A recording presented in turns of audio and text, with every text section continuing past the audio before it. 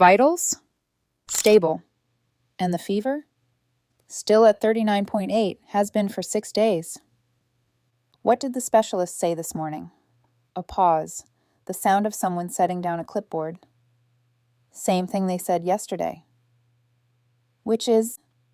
The nurse's voice dropped lower, like saying the word out loud made it more permanent. Untreatable. The corridor outside room 14 was the quietest place in the entire hospital at that hour, not because nothing was happening, because everyone who passed by room 14 had already made a decision to keep walking. Annette did not keep walking. She had worked night shifts for nearly 10 years. She had seen the tired kind of quiet that settles over a ward when the day team goes home and the machines take over. She knew the difference between a room that was resting and a room that had been given up on. Room 14 was the second kind. She adjusted her scrubs, picked up the file from the door pocket, and stepped inside. The child in the bed was 8 years old and looked half that. Her name, according to the chart, was Una. No last name listed, which was unusual. The intake form had more blank spaces than filled ones, as if whoever admitted her had decided that some information was not the hospital's business. The machines were running, the monitors were stable, but the girl's skin had the pale, translucent quality of someone whose body had been fighting a long war and was beginning to lose. Una's eyes were open. She watched Annette come in without moving her head. Just her eyes, slow, measuring, the way very sick children learn to track people when turning takes effort. Annette pulled a chair to the bedside and sat down. Not to check readings, not to adjust an IV line, just to sit. After a moment, the girl spoke. "Are you going to poke me again?" "Not tonight," Annette said. Another silence. "Are you a real nurse?" "I am." "The other nurses don't stay." Annette looked at her. "I noticed that." Una turned her face slightly toward the window. Outside, the city glittered, indifferent, distant, full of people who had no idea that an 8-year-old girl was lying in this room trying to decide whether it was worth talking to the woman who had just sat down. Then quietly, so quietly that Annette almost missed it. "Am I dying?" Annette did not look away. She did not reach for the professional distance that the question was designed to test. She held the girl's gaze and answered the way she would want someone to answer if she were the one lying in the bed. "I don't know yet," she said, "but I'm going to find out." She read the file for a long time after Una fell asleep. The other nurses had warned her before she went in. The girl in that room, no one can help her. 3 specialists have already signed off. You'll only frustrate yourself. Annette had nodded and gone in anyway, which was something the other nurses had quietly taken note of. The medical record was dense. Organ inflammation, chronic fever, immune system attacking the body's own tissue. A half-dozen diagnoses crossed out and replaced. Experimental medications that had failed within weeks. Steroid protocols that had made things worse. A note from a specialist in Seoul. One from a clinic in Switzerland. One from a department head in New York. All of them arrived at the same conclusion, worded differently but identical in meaning. "We have done what we can do. What we cannot do, no one can." Annette turned back to the beginning of the file and started again. Not because she doubted those specialists. They were exceptional doctors. But something in the pattern of the symptoms had snagged in the back of her mind. A small wrongness she couldn't yet name. Like a word on the tip of the tongue.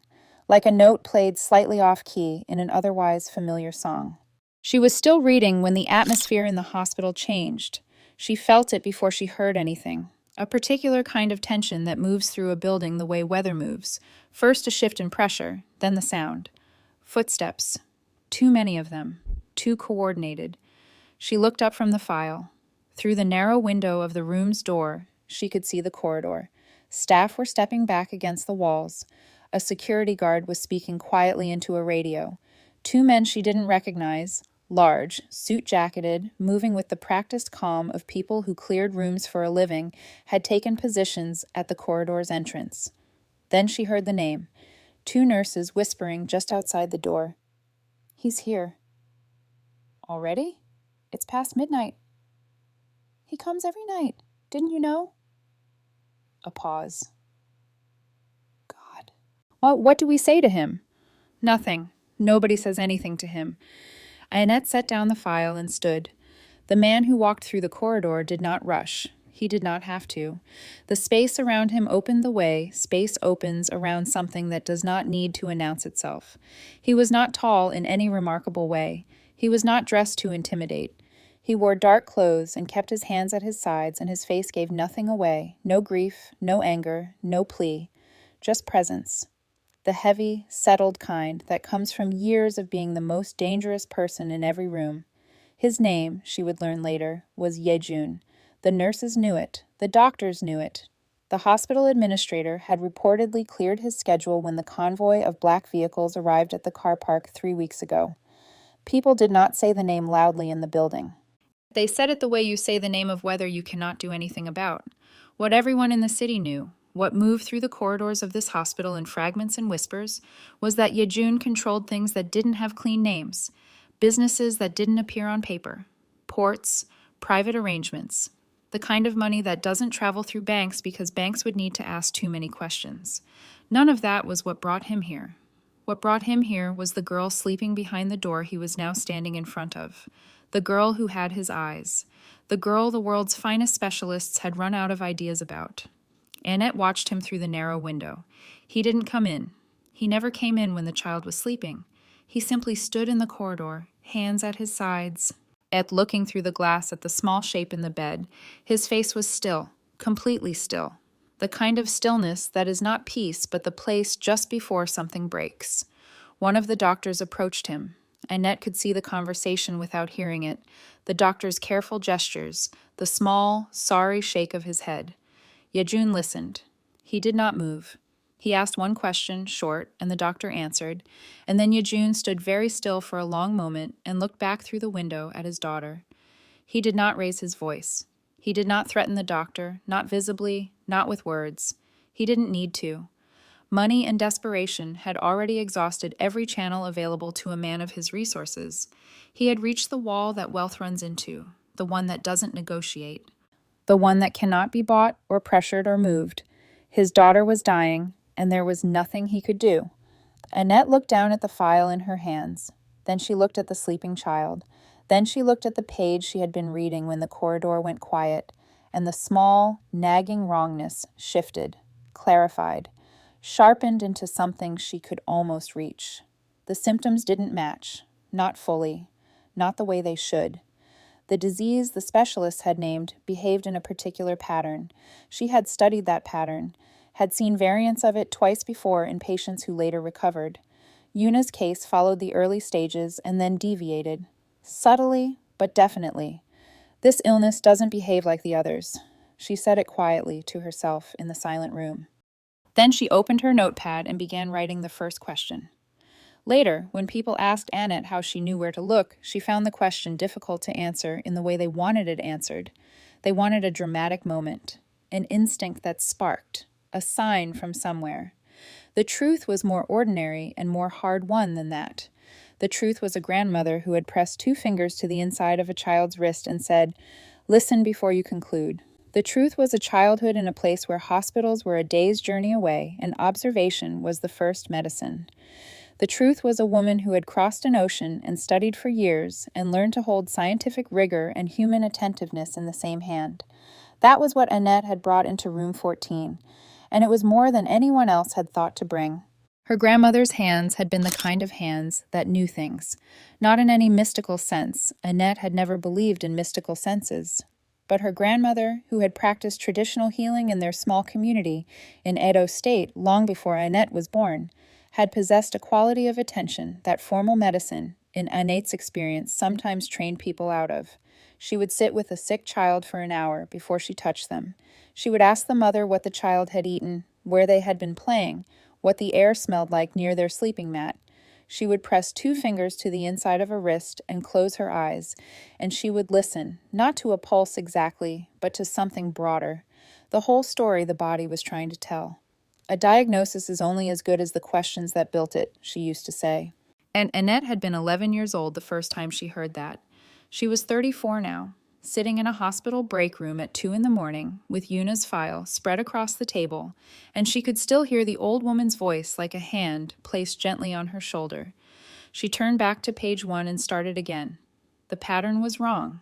She was certain of it now. Yuna's autoimmune disorder, as the specialists had named and diagnosed it, behaved in a specific, documented way. Annette had seen 2 variants of it in her career.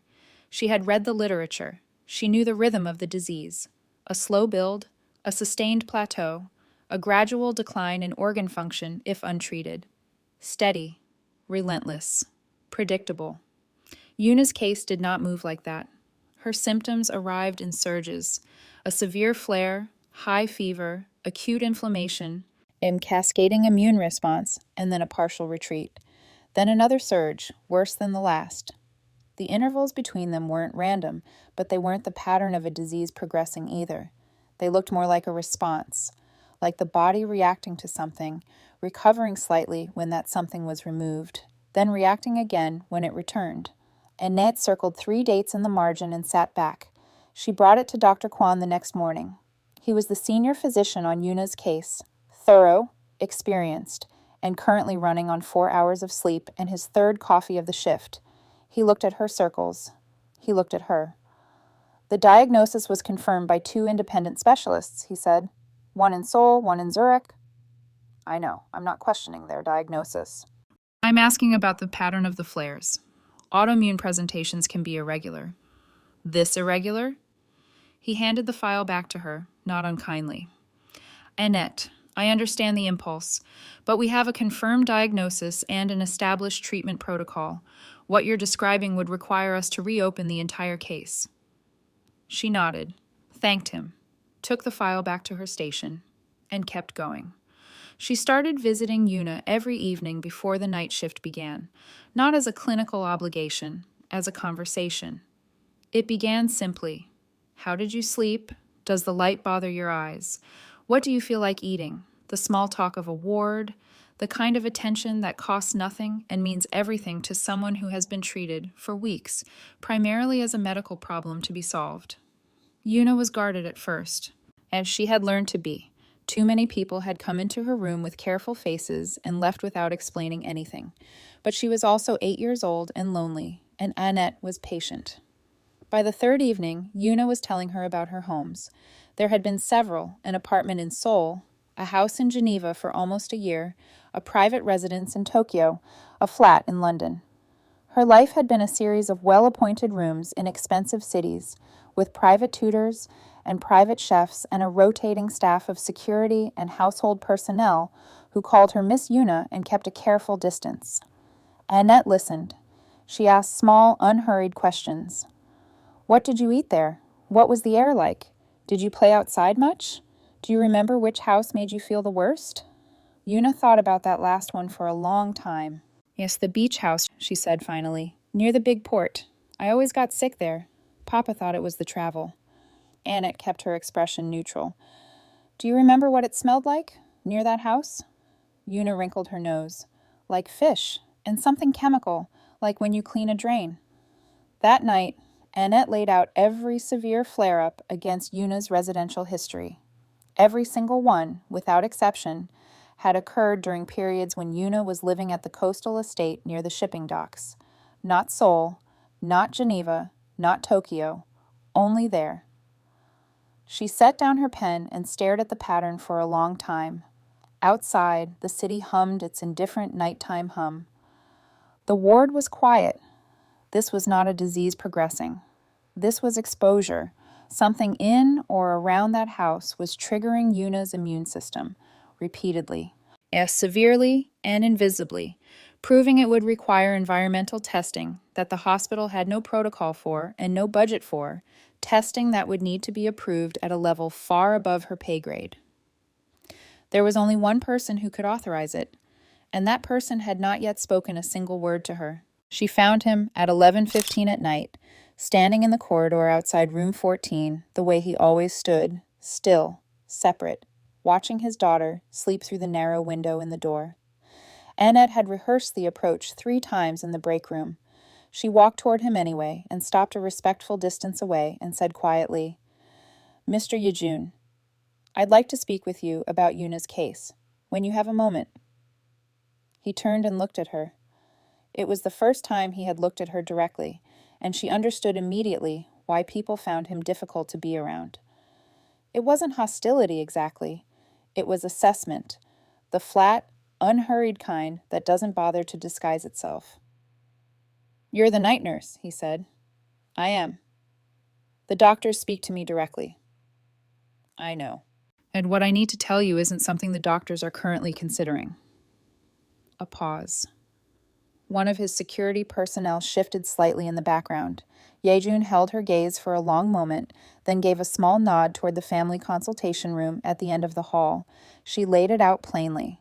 She had learned, over 10 years of night shifts, that plain was the only language worth using when the stakes were real. She showed him the flare timeline set against the residential history. She showed him the inconsistencies in the symptom pattern, the surges, the partial recoveries, the way Yuna's immune responses spiked not gradually, but in reaction. She showed him the dates she had circled. Every severe episode, she said, occurred while Yuna was living at the coastal estate, not before she arrived, not after she left. Only during. Yejun sat very still across the table. His eyes moved across the pages slowly and methodically, the way someone reads who is genuinely trying to understand, rather than simply waiting for their turn to speak. The doctors confirmed the diagnosis, he said. They confirmed a diagnosis that fits most of the symptoms. I'm suggesting that the underlying cause of those symptoms may not be what they think it is. The disease is real, the immune response is real, but something may be triggering it, something environmental. Silence. You want to test the house. I want to test the air filtration system, the ventilation, and the building materials. If I'm wrong, nothing changes. If I'm right... She stopped. Let the sentence finish itself. Yejun looked at the timeline for a long time. And then he looked in the window at the end of the corridor, beyond which his daughter was sleeping in a hospital bed, getting weaker by degrees. Arrange it, he said. The testing company arrived at the coastal estate 4 days later. Annette had submitted the formal request through the hospital's environmental health liaison, an obscure channel that mostly handled mold complaints in staff changing rooms. The liaison had needed 3 phone calls and a direct intervention from the hospital administrator before he understood that the man funding the request could purchase the building they were standing in without checking his balance. The process was meticulous. Air samples from every room, swabs from the ventilation ducts, analysis of the filtration unit installed on the building's main intake system. Material testing on the walls of the bedroom Yuna had occupied during her longest stay. Days passed. Annette continued her night shifts. She checked Yuna's vitals. She sat with her in the evenings. She did not tell anyone what she was waiting for because there was nothing to tell yet, only a theory and a set of samples sitting in a laboratory on the other side of the city. On the 8th day, the results came back. She read the report twice before she called anyone. The coastal estate's air filtration system had been compromised.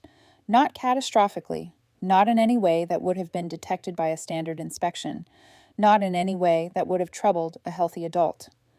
The failure was slow and partial.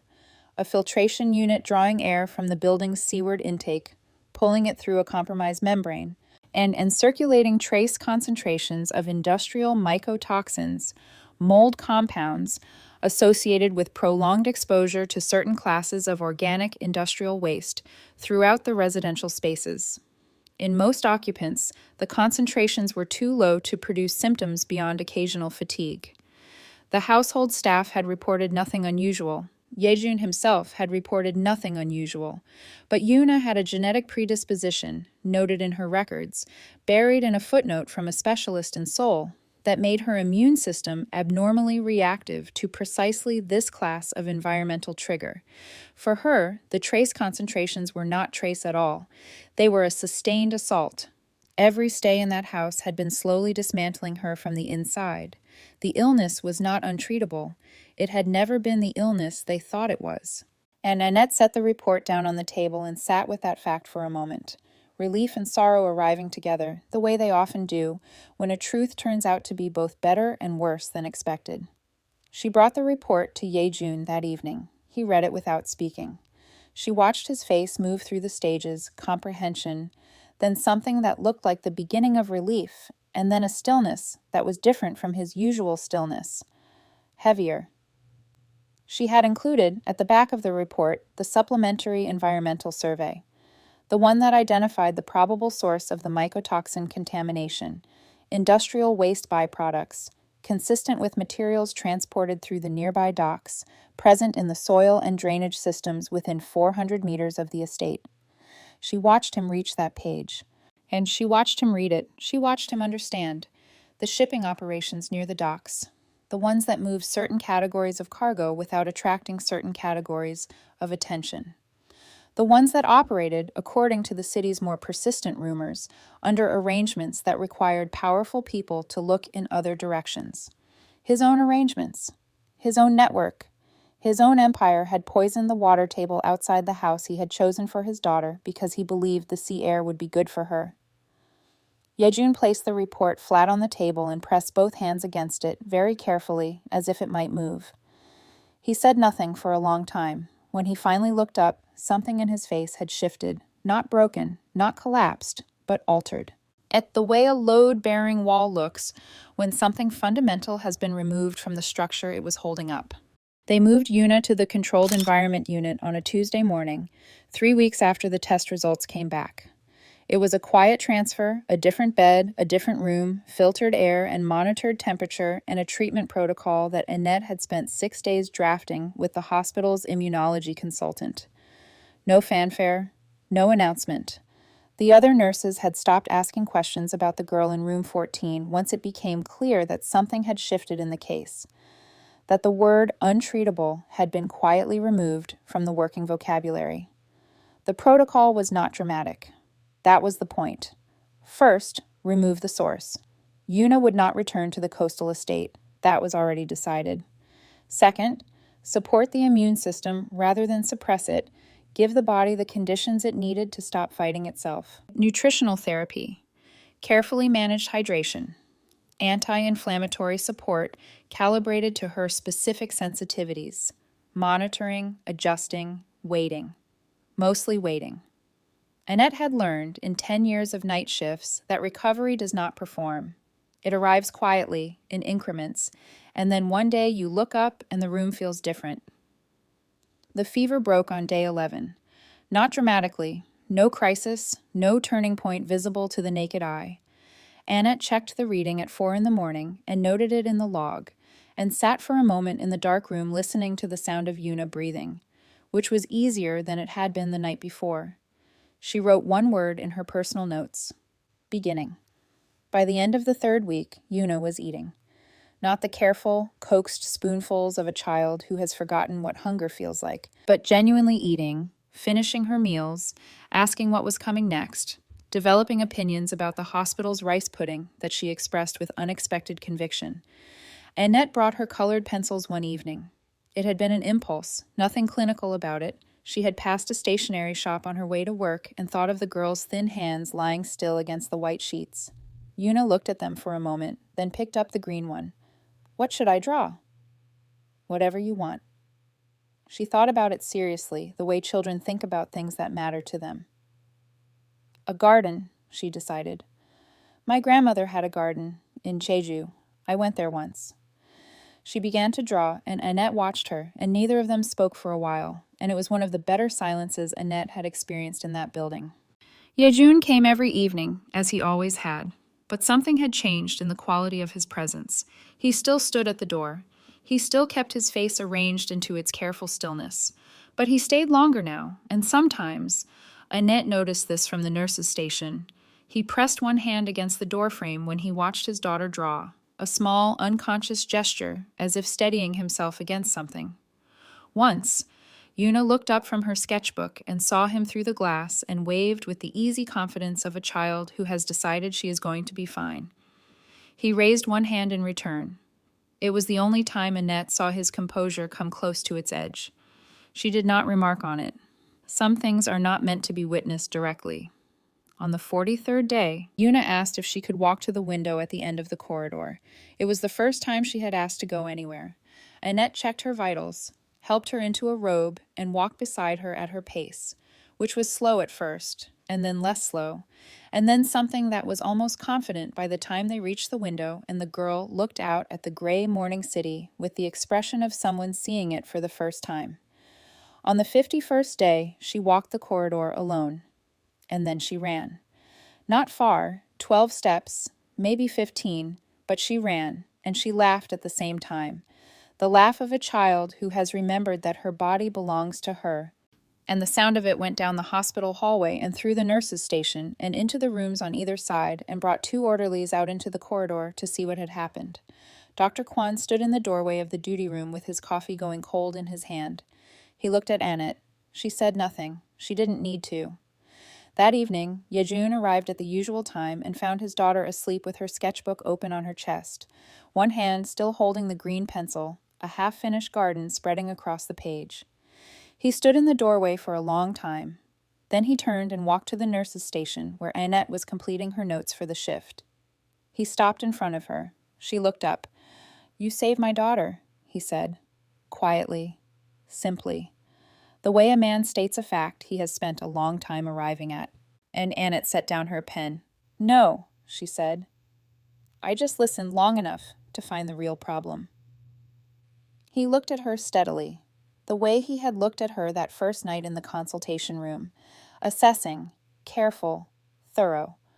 Whatever he was measuring, he seemed to find it. Then he nodded once and walked back down the corridor toward his daughter's room. Annette watched him go, then she picked up her pen and finished her notes. The question came to him at 3 in the morning, the way the important questions always did. Yejun sat in the back of his car outside the hospital, his driver quiet behind the partition, the city going about its indifferent nighttime business, and he turned the question over the way he turned over every problem, methodically, without sentiment, looking for the shape of the solution. What do you give someone who saved the only person you love? Money was the obvious answer. It was always the obvious answer. In his experience, money solved most things and smoothed the edges of the things it couldn't solve outright. He had already had his people prepare a figure, substantial, life-changing, by any reasonable measure, and the account transfer could be arranged within the hour. But he kept returning to what she had said. "I just listened long enough to find the real problem." He had built his entire adult life on a different principle. You identified the obstacle. You applied sufficient force. The obstacle moved. This was how ports were controlled, and contracts were honored, and men who thought about causing problems quietly decided not to.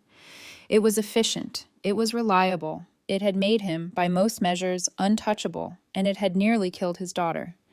He told his driver to go home without him and sat with that for a long time. He spent the next week investigating. Not through his usual channels, not the men who found information by making people uncomfortable enough to share it. He hired an independent environmental firm, the kind that worked for regulatory bodies and litigation cases, the kind whose findings would survive scrutiny. And he gave them the docks, the warehouses, the industrial operations that moved certain materials through certain channels without attracting certain kinds of attention. The findings took 9 days and confirmed what he had already, on some level, known since the night Annette had placed the supplementary report on the table and watched him read it. The illegal waste operations connected to his shipping network had been contaminating the drainage and soil systems along that stretch of coastline for 11 years. The coastal estate had seemed like a wise investment, private, secure, good air off the water. He had moved Una there during a difficult period because he believed the sea would help her breathe more easily. The report used clinical language, sustained mycotoxin infiltration of residential ventilation systems within the contamination radius. What it meant, in the language he had grown up speaking, was simpler and more brutal. He had done this. Not with intention, not with knowledge, but the architecture of his choices, the operations he had permitted and protected and profited from, had built the machine that poisoned his daughter. He read the full report once, at his desk, alone. Then he made 3 phone calls. The warehouses began closing within the week. Logistics were quietly redirected. Personnel were reassigned or released. The particular arrangements that governed the movement of certain materials through certain channels were dissolved. not loudly, not with explanation. It simply discontinued in the way that operations controlled by a single will can be discontinued when that will changes direction. The anonymous information reached the relevant authorities through channels that left no trace: docking manifests, disposal records, coordinates of secondary sites, enough to dismantle the network thoroughly and publicly, enough to ensure it could not quietly reconstitute itself once the initial attention faded. Yejun had spent his career ensuring his name appeared nowhere inconvenient. That skill, it turned out, was equally useful in reverse. The docks became quieter. The drainage surveys that followed the regulatory action returned gradually cleaner readings. 3 neighborhoods within the contamination radius that had logged unusual clusters of respiratory complaints over the preceding decade began, slowly, to breathe differently. No one connected these things to Yejun. No one was meant to. 6 months after Yuna had run laughing down the hospital corridor, Annette was at the nurse's station, finishing the last notes of her shift, when she heard the sound of small feet moving fast on linoleum. She looked up. Yuna came around the corner at speed, wearing a blue coat and her hair in 2 plaits, and she crossed the distance between them without slowing down and hit Annette somewhere around the ribs with the full force of a healthy, thriving, thoroughly recovered 8-year-old. Annette caught her and held on. Over the top of the girl's head, she could see Yejun standing at the end of the corridor, hands in his pockets, watching with that expression she had come to recognize. The one that was not quite peace, but was closer to it than anything she had seen on his face in those first terrible weeks. Yuna was talking, something about school, about a friend she had made, about a garden she was planning to ask her father to help her plant, and Annette listened to all of it the way she always listened, with her full attention. Eventually, Yejun walked down the corridor and stopped a few feet away. "You taught me something," he said. Annette looked at him. "What's that?" He considered the answer as if he had been turning it over for some time and wanted to give it accurately. "Power can solve many problems," he said, "but sometimes the only solution is removing the harm you caused." Annette held his gaze for a moment. Then she looked down at Yuna, who had produced a folded piece of paper from her coat pocket and was pressing it into Annette's hand, the garden from her sketchbook, completed now, every corner filled with color. "She finished it last week," Yejun said quietly. "She wanted you to have it." Annette unfolded it carefully, green and yellow and a blue sky, rendered in the confident strokes of a child who has time ahead of her. She stood there in the corridor of the hospital where a girl had once asked her, "Am I dying?" And she held the drawing, and she smiled. Behind her, Yuna had already found something else to run toward. The sound of it carried all the way down the hall.